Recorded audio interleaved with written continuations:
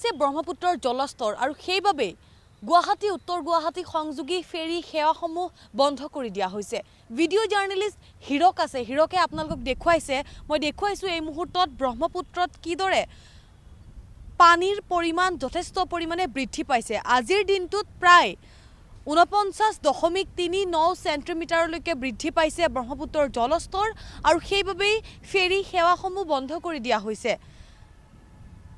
সমগ্ৰ ৰাজ্যতেই উজনিৰ পৰা নামনিলৈ এতিয়া বানত বিধ্বস্ত হৈছে সমগ্ৰ ৰাইজ, সমগ্ৰ ৰাজ্য। তাৰ লগতে আমি শিলচৰ বৰাকৰ কথা ক'ব লাগিব। বিভিন্ন প্ৰান্তত বানৰ বিভীষিকা এতিয়াও অব্যাহত আছে, বানৰ সংহাৰী ৰূপ অব্যাহত আছে আৰু তাৰ লগতে আমি দেখুৱাইছো মহানগৰীৰ যি ব্ৰহ্মপুত্ৰ, মহানগৰীৰ সমীপৰ ব্ৰহ্মপুত্ৰৰ দৃশ্য আমি দেখুৱাইছো আৰু ইয়াতে আপোনালোকক হিৰকে দেখুৱাইছে কিদৰে আসলতে ব্ৰহ্মপুত্ৰৰ কোবাল খুঁট আৰু এই খুঁটৰ এই পানীৰ পৰিমাণ জলস্তৰ বৃদ্ধি হোৱাৰ বাবে আসলতে এনেধৰণেই ফেৰী সেৱাসমূহ বন্ধ কৰি দিয়া হৈছে। আজিৰ দিনটোৰ পৰা অৰ্থাৎ 1 জুলাইৰ পৰা বন্ধ কৰি দিয়া হৈছে।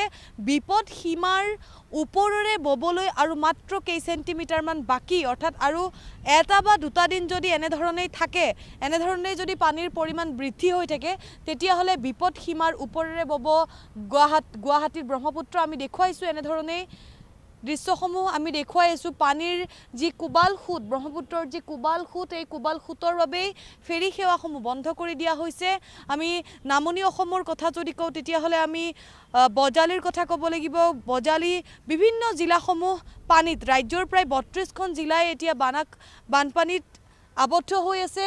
লাখ লাখ জনতা এতিয়া তেওঁলোকৰ থকা খোৱাৰ কোনো আশ্ৰয় নোহোৱা হৈছে। লাখ লাখ জনতাই ঘৰ হেৰুৱাইছে, পশুধন উটি গৈছে, ভাৰাক্ৰান্ত হৈছে বানাক্ৰান্ত ৰাইজ। আমি দেখুৱাইছোঁ আপোনালোকক ব্ৰহ্মপুত্ৰৰ দৃশ্য এই মুহূৰ্তত কিদৰে আসলতে ফেনে ফুটুকাৰে উফন্দি উঠিছে ব্ৰহ্মপুত্ৰ নৈ আৰু সেইবাবেই এই ব্ৰহ্মপুত্ৰৰ এই পানী বৃদ্ধি হৈ থকা বাবেই গুৱাহাটীৰ পৰা উত্তৰ গুৱাহাটী সংযোগী যিসমূহ ফেৰী সেৱা আছে, সেই ফেৰী সেৱাসমূহ অনিৰ্দিষ্ট কাললৈ বন্ধ কৰি দিয়া হৈছে।